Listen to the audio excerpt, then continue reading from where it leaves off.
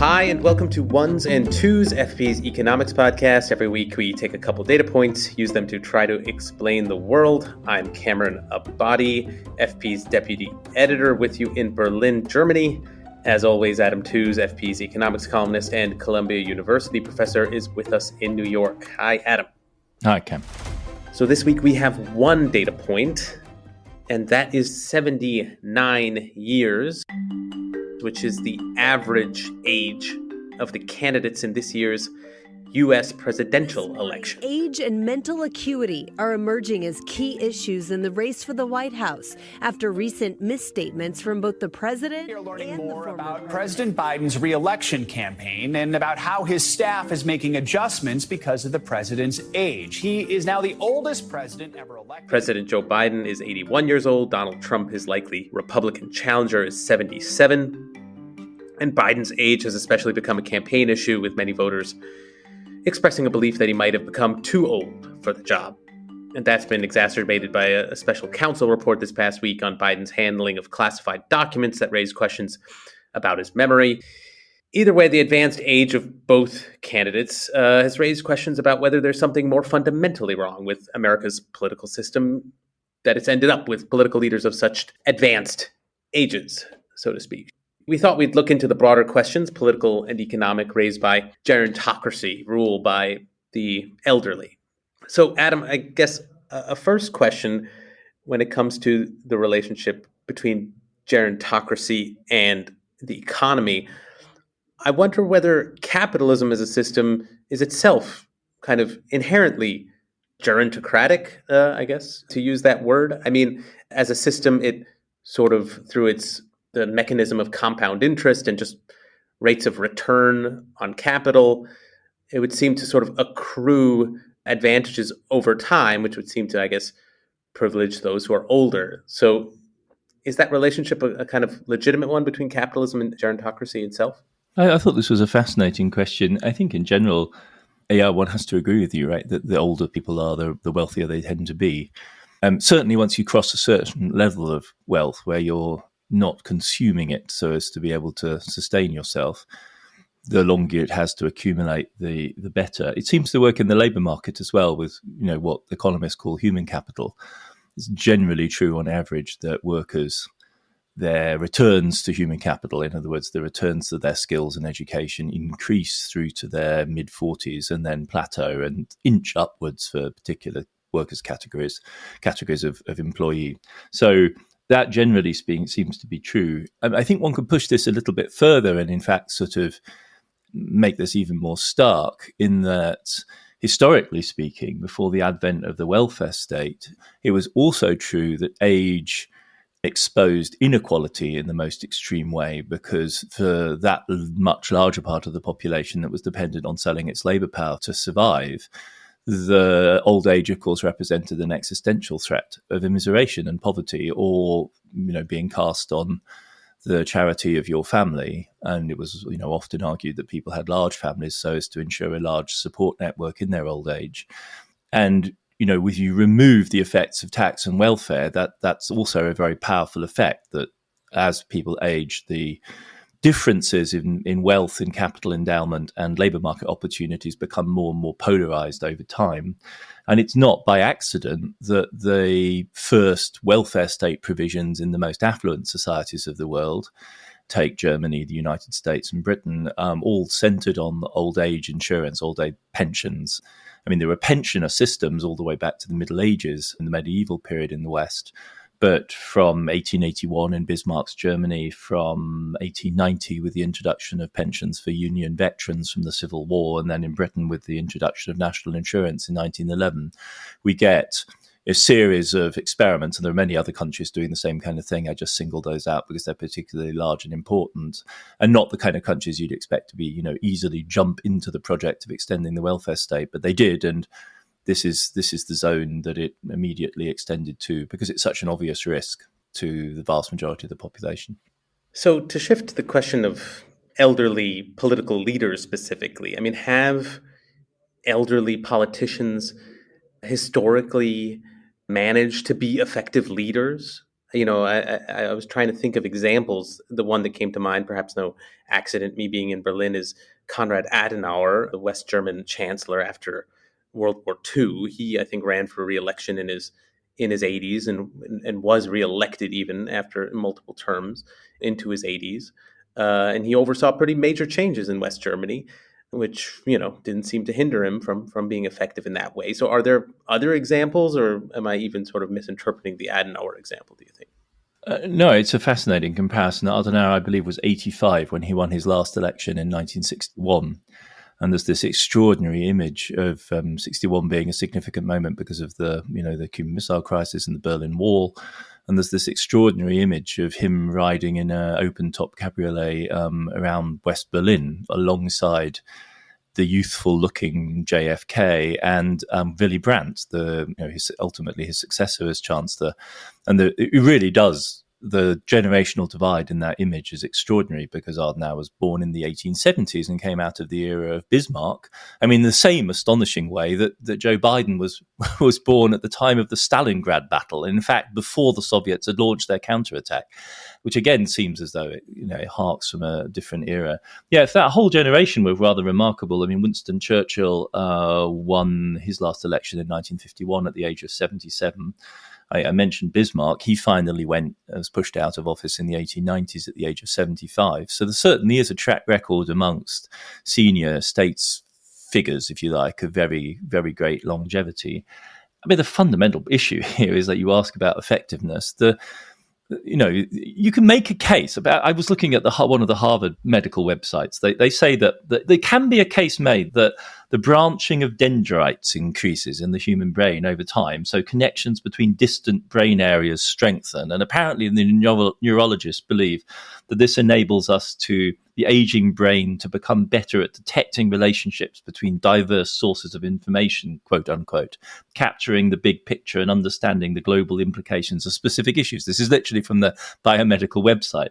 So perhaps this is the foundation of wisdom. It is as if with age, your brain becomes better at seeing the entire forest and worse at seeing the leaves. So this, I thought, was the most game effort to, justify and rescue the aging brain from the condescension of youth.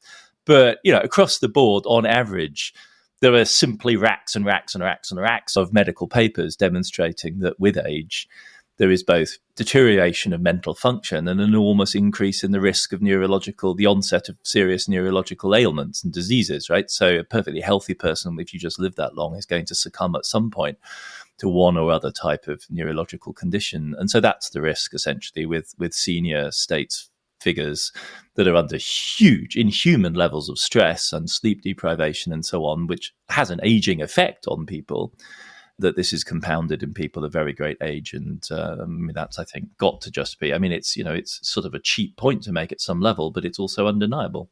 Well, you make a pretty good case that Biden could actually, argue, on the basis of his dendrites, he's actually stronger. It's a bigger picture. It's literally, the medical site describes it almost in geopolitical terms. We'll have a more global view, which apparently is mapped in your brain by things being connected more. Exactly. No, that's old, like Karl Rove's strategy. I remember it was to sort of take a weakness and make it a strength. So you should run on the dendrites platform. But yeah, I guess I wonder from an economic perspective, but even also a political perspective, is there a kind of, given that deterioration you're describing, an argument on the basis of animal spirit, so to speak, to avoiding elderly leaders? And so, economically, could a leader who seems out of touch sap economic confidence, and could that have material effects? Or, in a more geopolitical sense, could a sense of weakness begin to set in among foreign enemies and that have its own material consequences for a country's international position? Yeah, so one area in which I've encountered this in my former incarnation as a historian of Nazi Germany was the figure of Albert Speer, who was Adolf Hitler's armaments minister during the war, and not yet in his 40s at the time. And he had a rule that none of his senior managers should be older than him. because he believed that they didn't have the requisite charisma and energy.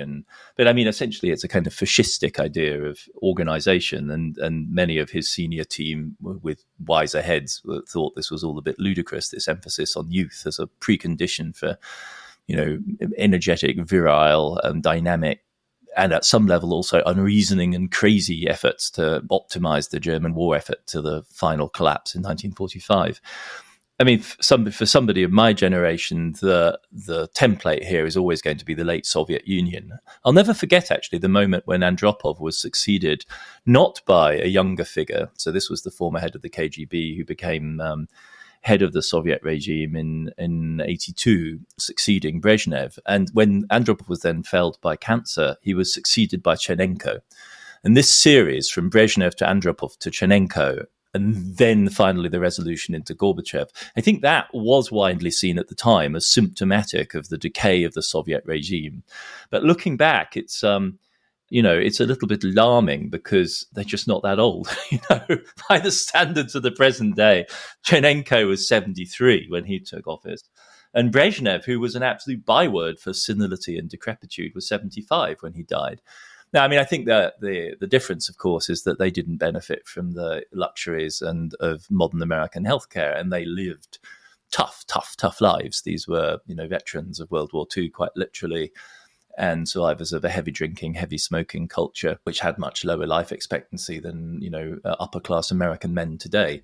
But nevertheless, that certainly was a moment, I think, where there was a audible kind of groan around the world as Andropov was replaced by Chernenko, because I think there was the sense that Chernenko clearly wasn't going to be in charge, and so the deep state, dark, hawkish forces in the background would clearly be calling the shots, because Chernenko could really be no more than a puppet, ultimately.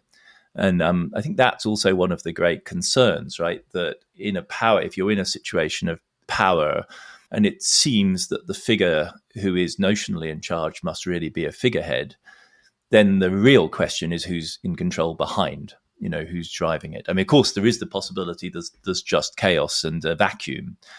But since that seems an implausible thesis, the real issue is who's pulling the strings. Okay, we're going to take a quick break here right now, but we will be back in a second to continue talking about gerontocracy.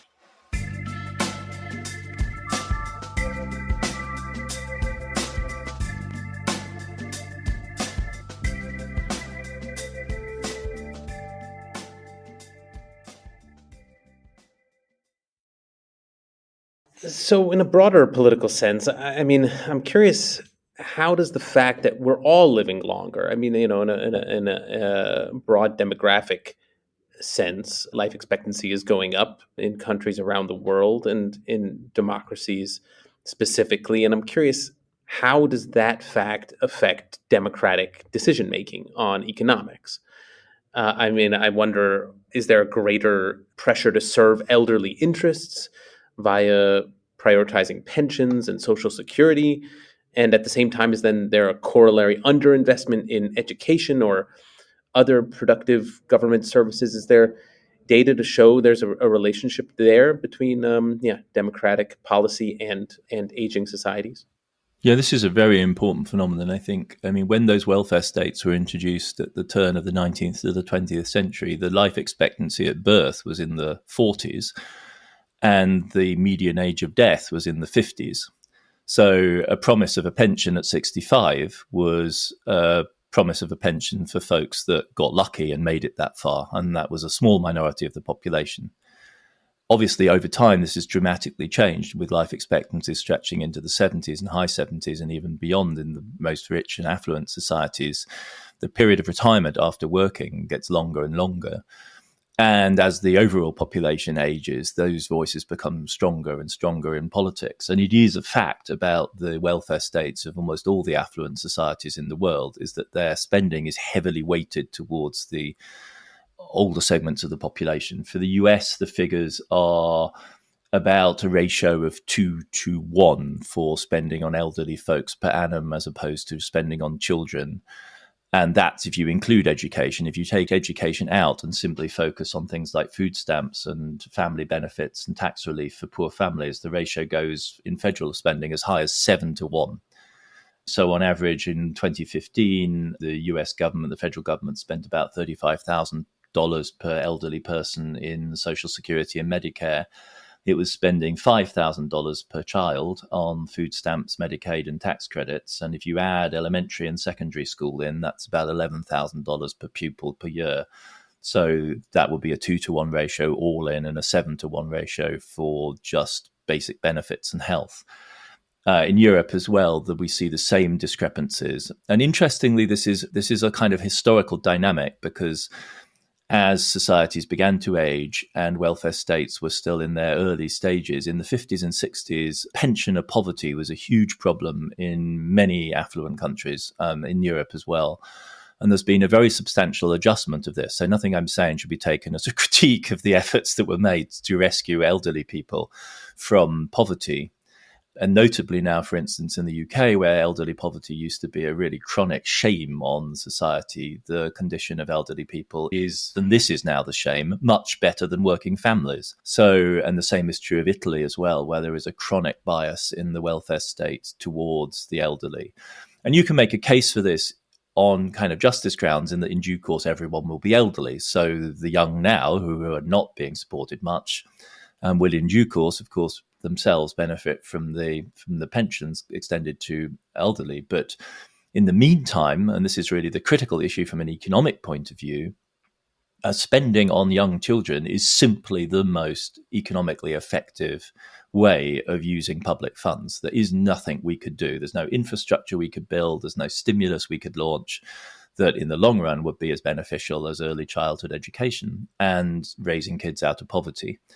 And so there is here a huge open goal and a great missed opportunity. And there were, in fact, discussions in Germany where these sorts of constitutional balloons sometimes get flown. But 20 years ago, there were debates in the Bundestag about introducing some sort of weighting system for voting in the franchise, such that the elderly's share of the vote would be progressively squeezed in favor of young families that were the future of the country, and whose interests in a system in which the elderly have most money, the elderly have a larger and larger share of the population, and they frankly turn out to vote more often because they're less busy and come out of relatively politicized cohorts from the mid-centuries. The baby boomers lived through the classic era of post-war democracy, that there was a structural bias that needed to be corrected. It didn't go anywhere, but it was actually a bipartisan cross-party proposal that was discussed in the Bundestag. And some sort of redress would seem to be, something like a sort of independent monitor that assessed the relative intergenerational bias of spending would seem like an important corrective to have in increasing the aged societies, because it is ultimately on the productivity of those in working age that the pensions that those in retirement enjoy, that it depends on their productivity. Yeah, I'm curious about what options young people have for responding to this system that privileges the elderly then. I wonder, do they tend to turn to labor mobility? Do they leave countries with this structure for more dynamic societies? Is there data on that? And if that is a trend, is that a sustainable fix? I guess you're suggesting on the side of the country they're leaving, it's not sustainable, but are there enough countries for them to go to, I guess, as well, if that's in fact something that young people tend to do? I mean, what we tend to see at the international level is rather the reverse, because richer societies are older societies, and people want to migrate from poorer societies to richer societies. And so, one of the conceivable futures of rapidly aging societies in Europe, for instance, is to import large numbers of migrants from Africa, who on the whole tend to be younger, as care workers for the aging white Western European population. That's, I think, a scenario that demographic labour market planners have actually very actively on their minds, in which case you would see a draining of especially in the medical side, a brain drain of trained medical professionals, carers, nurses, paramedics, and doctors from poor countries to rich countries where extremely affluent elderly people pay for human services. I think that's a more plausible scenario. Where we do see the logic that you were spelling out, namely kind of young people fleeing elderly areas, is within countries. And this is the sort of left behind areas kind of logic, right? So in the United States right now, the median age of people living in rural areas is 43 compared to the median age of people living in urban areas, which is 36. And so there we have a logic whereby it's not the only thing going on. There's also a reverse flow whereby elderly people retire to the countryside. But there clearly is a dynamic in which, relatively highly educated, upwardly mobile, younger people leave rural areas to move to the cities. This is the classic pattern. We see it all over the world, to raise their productivity, to maximize the benefits of their human capital in urban areas, leaving the rural areas increasingly old and drained of their human capital, which results then in a cumulative process of decline in those areas. And where you are in Germany and all around Berlin, you see this on a really dramatic scale, because Berlin is obviously at the center of what used to be East Germany, and East Germany from World War II onwards, and then continuing even after Germany was unified, drained highly educated young population to the rest of Germany, in other words, to Western Germany. And this has happened on an absolutely gigantic scale. Die Zeit, the weekly newspaper in Germany, brought a piece recently where they tracked this for the Thuringian city of Suhl, which is a former weapons manufacturing town, traditional industrial center, whose population between 1990 and 2017 fell from 56,000 to 35,000. As the share of people over the age of 65 rose from 10% to 30% of the population. So essentially what happened in that town in Thuringia is that in the end, 20,000 young people left, and the population demographic shifted as the city shrank. And that's something we see repeated, across advanced societies. And it results in, the correlation between various types of politics of resentment are then centered in places which feel as though they've shut out of the dynamic of growth and so on. Finally, I wanted to ask about the capacity for political systems that are gerontocratic, that are privileging the elderly, to change. And I guess I wonder, in a broad sense, whether revolutionaries, people who propose and enact sweeping change, tend to be young. And I mean, I don't know what history suggests, but at the same time, I look at Trump, who's running for re-election, who served as president once, and his advanced age doesn't seem to be hindering him from proposing vast changes to how the United States operates. And I don't know if that's an outlier in some historical sense, or whether the elderly can also oversee kind of sweeping change in a political system.